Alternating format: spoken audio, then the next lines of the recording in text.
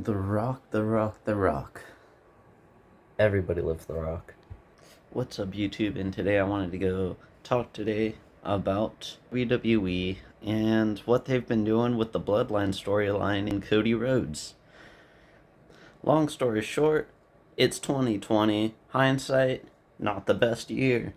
But Roman Reigns returns after not being there in WWE because he was one of the many people that were at big risk of getting COVID back when it was blowing up. During quarantine, he disappeared for a while, eventually came back, ended up beating Braun Strowman and The Fiend for the title, I believe.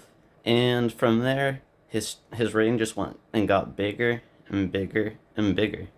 While I wasn't watching AEW at the time, I know Cody Rhodes wasn't doing the greatest status wise. He was trying to make AEW a super big company, starting off by getting Triple H's throne and smashing it with a sledgehammer. While AEW started in 2019, quarantine really made it take a dive. I don't know much about Cody and AEW, but what I hear, people just didn't like his run there. But that's not to say that he's a horrible wrestler or anything. I'm just a bunch of bad creative decisions. Roman Reigns, it's one of the few times that WWE's not listened to the fans, but it's one of the few times that they've done something right. Roman turned heel, finally. He started beating wrestler after wrestler, champion after champion. Defeated Daniel Bryan, defeated Kevin Owens, defeated Sami Zayn, defeated Cody Rhodes, LA Knight, future stars, and old stars. Also, he beat Rey Mysterio in a Hell in a Cell match at, I'm pretty sure, a SmackDown episode or something like that, which was just kind of random. They were really pulling for views back during quarantine. As his reign started to pick up steam, he started to go through challengers left and right, and he really toned down the amount of times he wrestles and started to take more of a part-time position. Brock Lesnar was one of the highlights in his reign. I will admit that's like one of the highlights. I still am a big supporter of the Bloodline and the story. I just don't think in this moment that the story is doing super solid. So long story short, Cody Rhodes ends up losing at WrestleMania, makes everyone upset. Then he ends up winning the Rumble second time in a row this year. And The Rock decides he wants to face Roman, which the fans absolutely did not like. Their creative plan with The Rock was changed from the one-on-one to just Roman versus Cody. Originally, I had thought that it would be Roman versus Cody versus The Rock, and I thought that was a solid main event. Yeah. I mean, yeah, this is where we're at now. My criticism with WWE is how they handled Cody after he had lost the title. I had felt like they were just waiting for another year until the next WrestleMania to have Cody go and beat him for the title. After he beat Roman, he went into a series of semi-unimportant storylines and feuds that I really did not care about at all, since I had already known Cody was a top guy and that he was going to win 9 times out of 10. Honestly, his return kind of reminds me of John Cena. I think he is like a modern John Cena in a way, just the way that they handle him and the way he handles himself.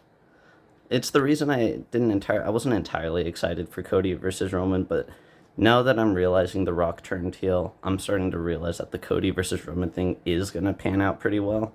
Yeah, so I'm glad that they're still doing that.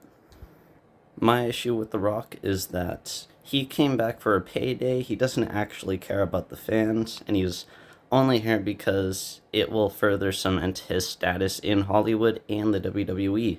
I do believe the rumors that he tried to make it one-on-one against Roman. I do believe he thought that he was in the people's favor. The whole problem here is The Rock's been gone for so long that everyone already presumes he's a Hollywood guy, which is why he turned heel, which makes sense. I still don't like the idea of The Rock being in WWE. I don't like the idea that he can be in all these important feuds. It's just from the mere fact that he's only doing this to make money. I just wanted to make a quick announcement that there will be future content, and I am going to do the best I can to maintain that content. It's going to range from many different things, from like short films to all the way up to commentary. Yeah, this YouTube channel's been a part of my life for a long time. I've thought about it more than I've thought about a lot of things because of just the mere fact I have old content on here. So, excuse this little thing on my head. I just got back from work. I'm just gonna do a quick story time. Long story short, me and my coworker, we see these people about to steal at my store. I think, hey, we're gonna go shut the door off. So then they have to push it out, and it'll just be a little unexpected once they try to steal something and leave, because then they'll have to do the extra step.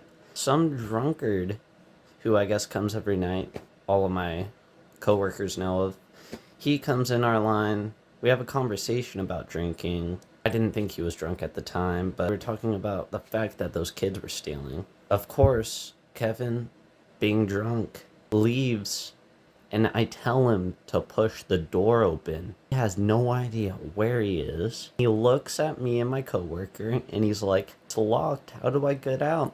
Do this little hand motion to tell him to go. He's so confused. I walk right past him. He's unaware I'm walking past him because of how drunk he is. I walk right past him to open the door for him. He still turns around and tells my coworker the door's locked, but I'm here with the door wide open for him. This is all happening. My other coworker, who was following the two people that were stealing alcohol, they ended up catching that moment to run past me, just walk past me.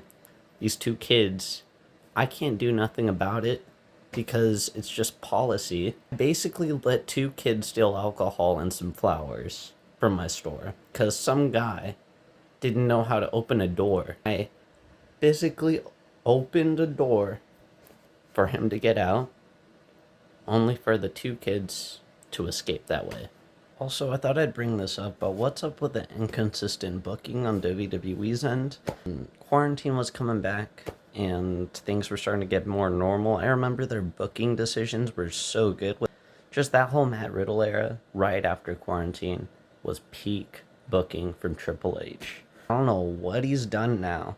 And so now there's an obvious lower card, obvious mid card, obvious top card. There was a point where Triple H made it seem like a lot of the new wrestlers coming in from NXT were gonna have potential to win a title. It all just fell apart. I was so upset when Karrion Kross went to the main roster and got pinned instantly, quick pinned by Jeff freaking Hardy.